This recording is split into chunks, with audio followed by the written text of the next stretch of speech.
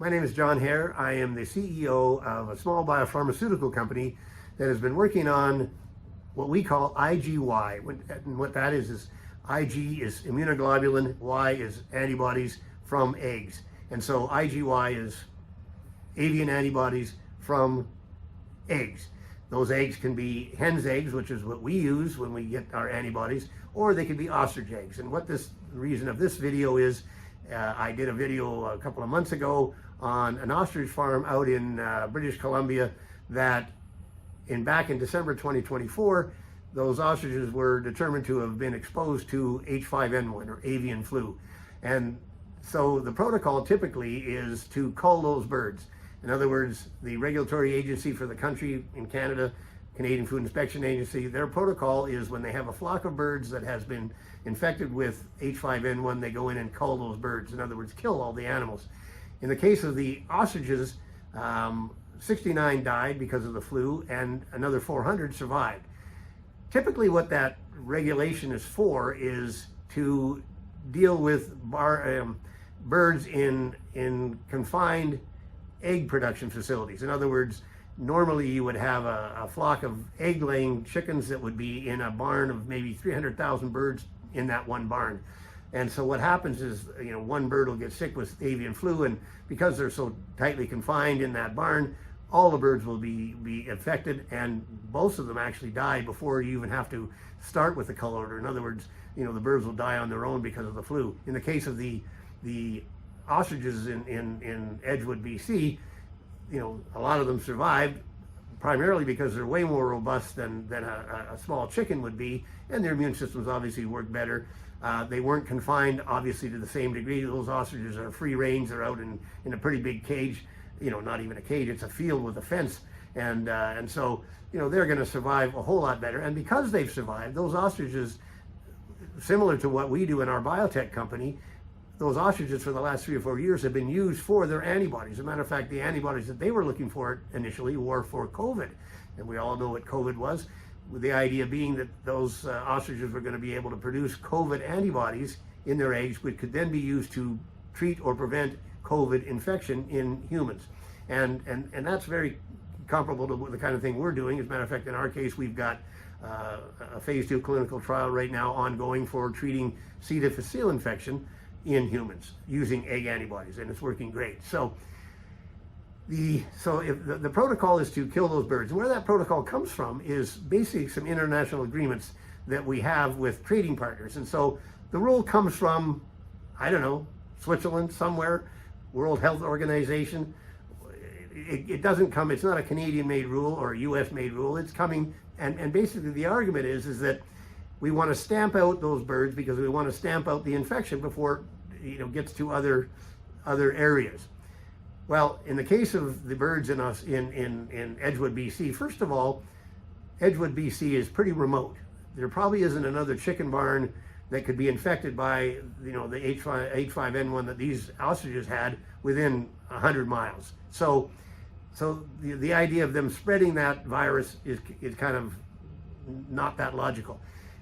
The other thing that's ridiculous that should be discussed here is that how those birds probably got infected was because of migratory birds. And so regardless if we get rid of the ostriches, theoretically thinking we're going to eliminate the virus there, the migratory birds that made them sick to begin with are still going to be flying around, and I don't know how we're ever going to stop those birds from infecting other flocks or people or whatever.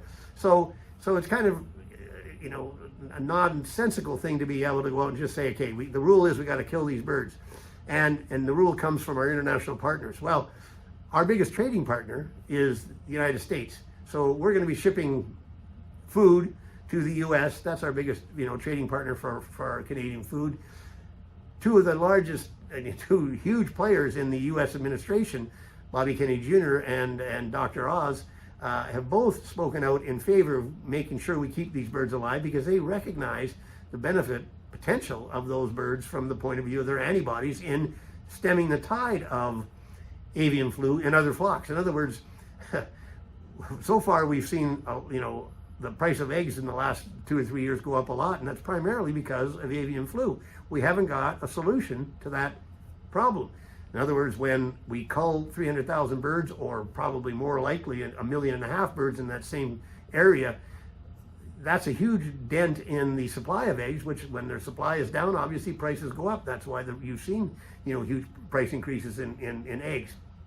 So the logic of going out and just eliminating these birds, first of all, it's going to be a horrible thing. In other words, you're not just out swatting flies. 200 to 300 pounds, 9 feet tall, it's going to be a horrible sight. First of all, I can't imagine anybody would even be wanted to be involved in that. As a matter of fact, the latest from the farm just the other day was the CFIA had contracted some rental trucks to go out and get organized to do the culling of these birds. The rental company itself decided, once they found out what the CFIA was going to be using those cars or trucks for, they right away canceled the contract. So obviously people are standing up, and it's not against the CFIA. CFIA's got their protocol. What has to happen is somebody in government has got to stand up and say, okay, this doesn't make any sense. It's not right. We have a protocol. The protocol could be wrong, by the way. It comes from somewhere not in Canada, not in the United States. It's an international protocol for international trade. The rule is you kill birds with H5N1 with the idea that it's going to stop the flow of that infection.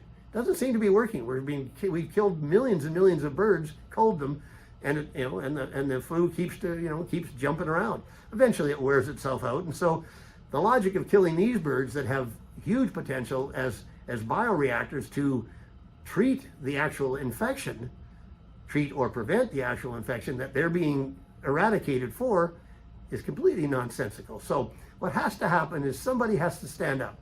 I'm willing to do that. I have no authority anywhere, but even the guys at CFIA themselves have got to say, well, we're only doing our job. Well, you can make that argument for all kinds of things that were wrong over take the Second World War and Nazis.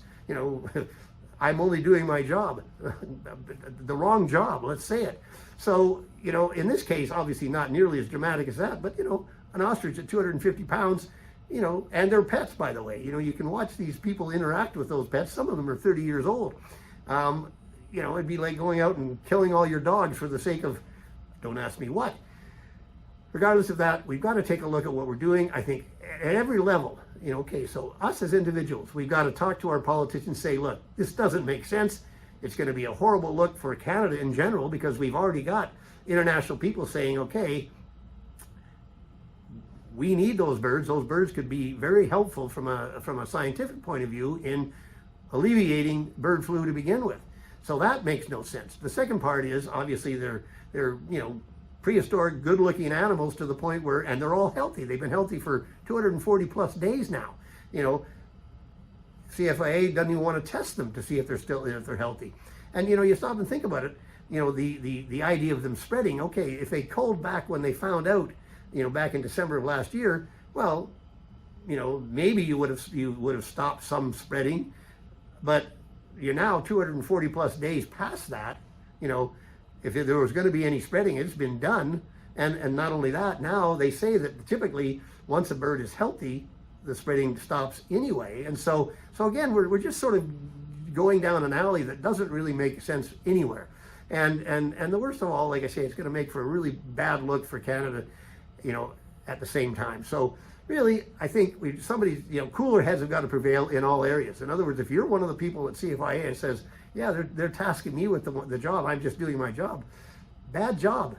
Say, no, I'm starting to listen. You see, there's no authority there. There's no one sort of saying, we got to stop. This is the protocol. Well, maybe the protocol is wrong. So anyway, take a look. Let's see if we can't do it. Call your politicians. Do whatever you can to sort of put this thing behind us. From our perspective, we can easily collaborate with that farm. We have I'm in my lab as we speak. We have the capability to do antibody testing. We can do all kinds of things that need to be done as far as isolation of antibodies and purification of antibodies that can be then used as a treatment. And I mentioned we've already got an animal health drug that's registered. We've got a human health drug now in phase 2 clinical trials. So these birds can certainly be used way better than what most people are even thinking about. And so From my perspective, they're a huge opportunity from the potential of science. Let's not let them disappear otherwise. Thanks for listening.